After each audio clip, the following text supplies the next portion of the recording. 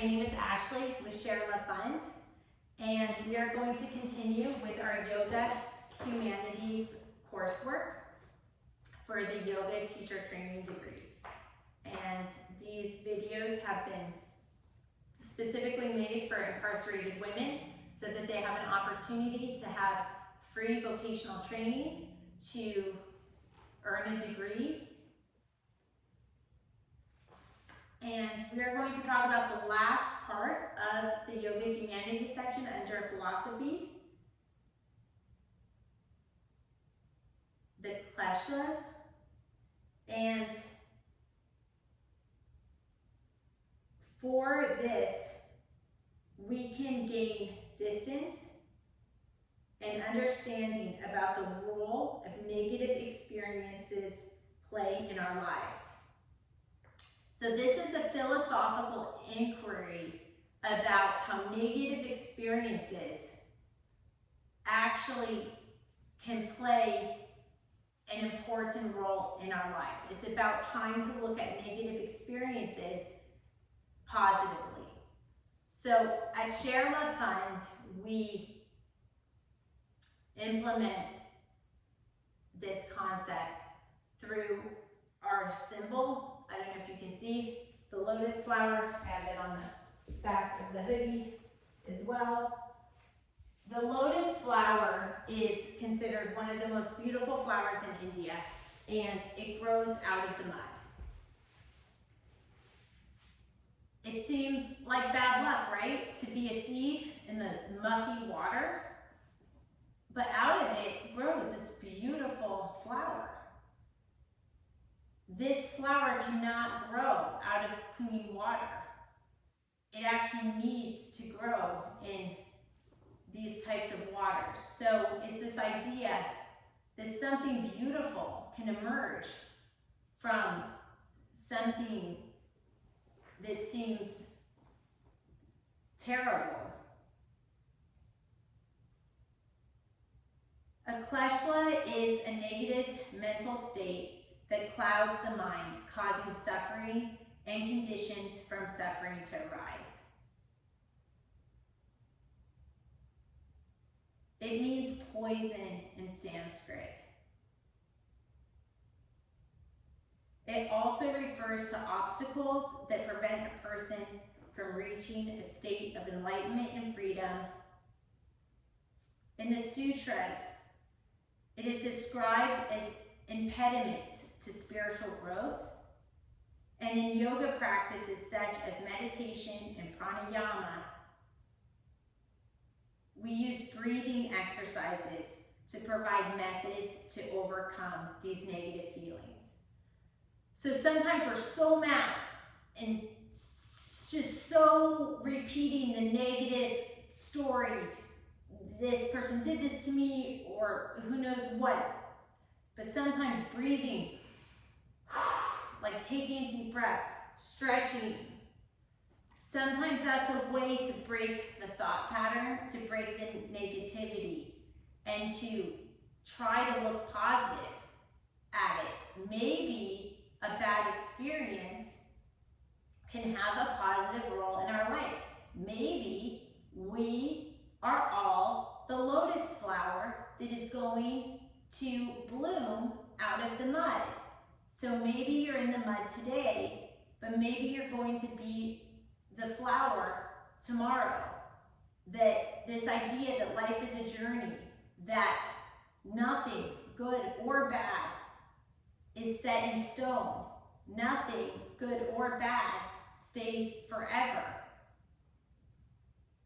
So that works both ways, right? When things are great, there's an impermanence. But when things are not great, there's also an impermanence to that too. So trying to breathe, trying to step back, trying to get perspective, and trying to see, how might this situation serve me? What is the value of this situation? If you're sitting like I am, I encourage you to switch legs, because it is really important to be symmetrical in our stretches. And I also encourage you to move your body or do a stretch that feels good for you, so we can kind of kill two birds with one stone and try to open up our physical bodies while we're studying that academic part of the yogic teacher training.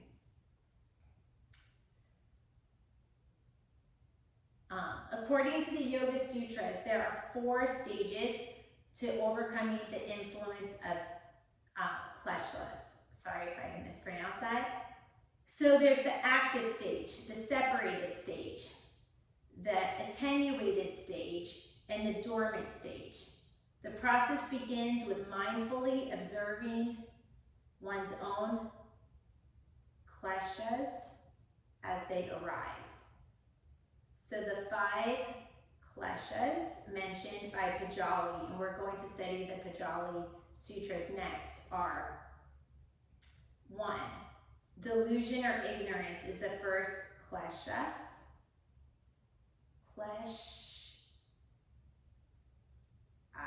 I don't know, I'm just going to stop saying it. I don't know how to say it.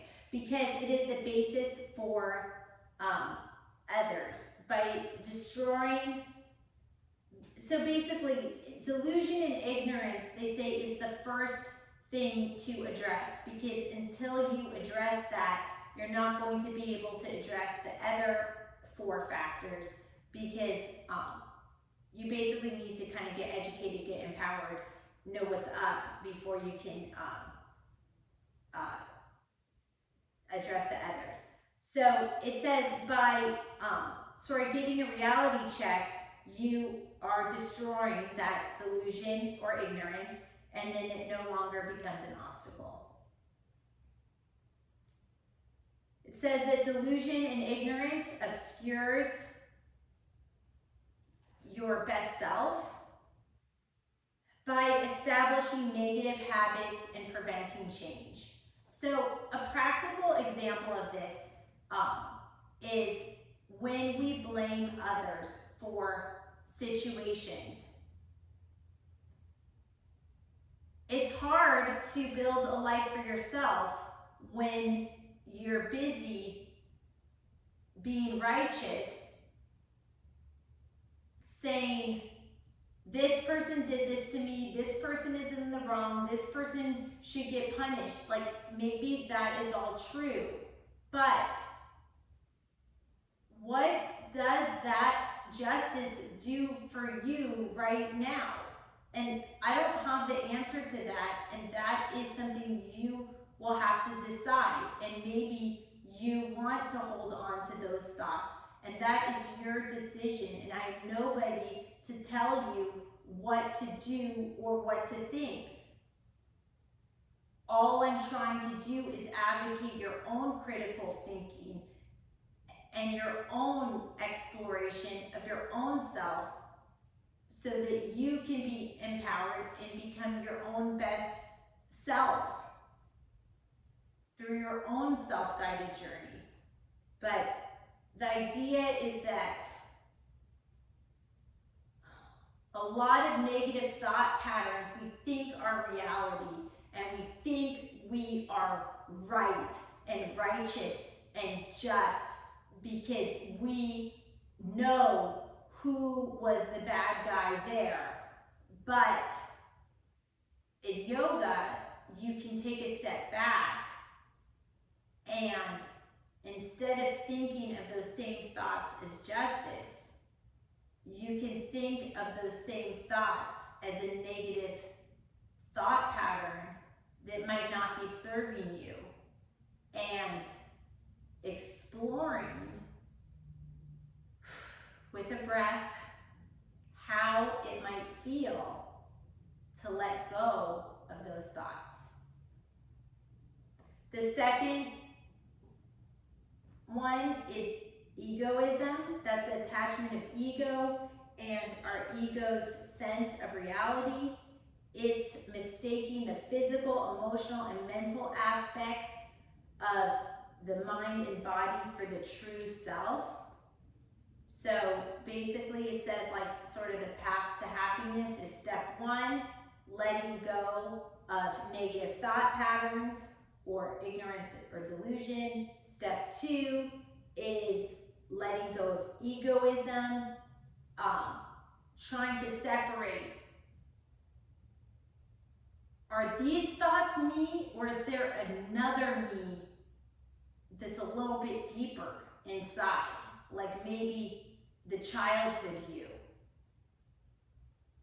You know, is the me you think there is that a reaction to how you were treated? Or is that really you?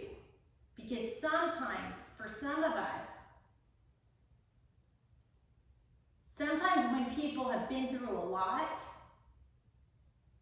the me that they put out there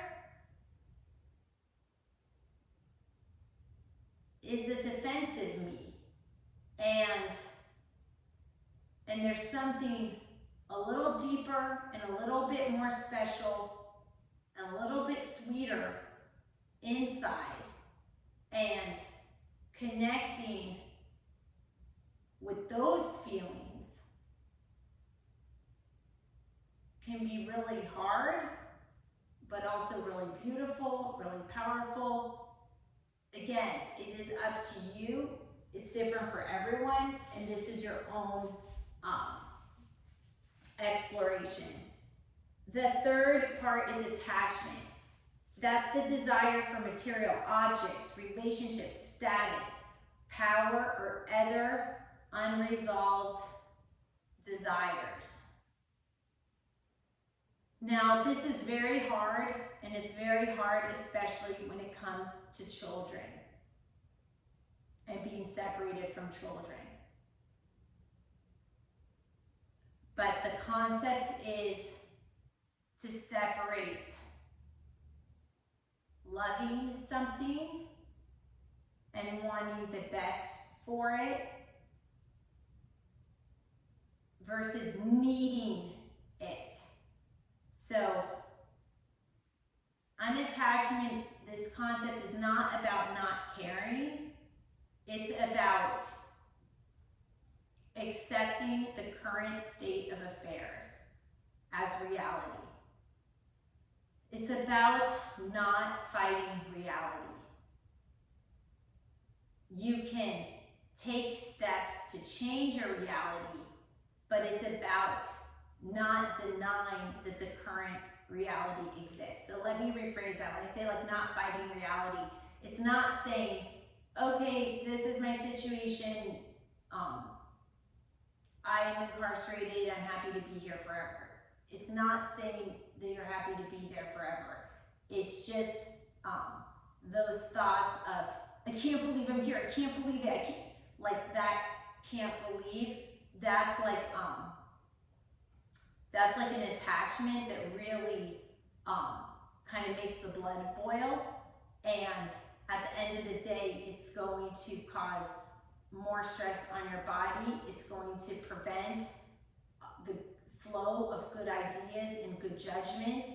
And at the end of the day, being your best self is going to propel you the furthest and serve you the most. And so these yoga tools are tools that can help you be your best self. And also these yoga tools that we're learning are also concepts that are necessary to earn your yoga teacher training degree, and that degree could open up doors for employment either as a yoga teacher trainer or in any other field, because it just shows you're calm and centered and have leadership qualities. And so this has really like a twofold benefit. It can be a personal journey, but also can be some career help. The fourth is repulsion, is an aversion to unpleasant things, people, and experiences. So when we fight unpleasant things in people and experiences, sometimes we drag it out, and sometimes if we just accept it, like this food tastes horrible, it is what it is, I'm just going to chew it up and swallow it because I need food. Sometimes if we spend less time fighting the unpleasant things, we can find more peace. And the final one is the will to live. And this is about conquering the fear of death. The desire to live is filled with misery when every moment we're living, we're afraid of death. So basically, this idea is to achieve happiness and comfort in the uncomfortable by accepting death as a natural process. We can get more enjoyment out of life. So just to recap, this concept is that obstacles can be a gift to empower us, that the sutras by Patanjali say that the way to overcome these obstacles is by facing 5 issues. The first one is delusion and ignorance. Try to give yourself a reality check. The second one is egotism. Try to separate the you put out there to the world from the you that's deep down inside, and try to connect with the you deep down inside. The third idea is attachment. Try to have non-attachment. Try to love things without holding on to them. Try to accept the current state of affairs as reality. Then you can seek to change it, but you're not fighting the fact it exists now. The fourth idea is repulsion, or an aversion to unpleasant things. Sometimes if we accept the unpleasantries around us as reality, then we don't waste energy fighting what cannot be changed because it's in existence at that moment, and it helps us preserve our energy to build more positive things in the future. And fifth is when we are consumed with the fear of death, it is very hard for us to live and enjoy life. So basically accepting death as a natural part of life can empower us to find the most enjoyment of life. This concludes our Yoga Humanities coursework overview, and the next section will be going through the sutras. I thank you so much for your time. It's been a pleasure. I hope to continue to study with you and make the best of the situation, and like the lotus, be the flower that blooms out of the mud. Thank you. Namaste.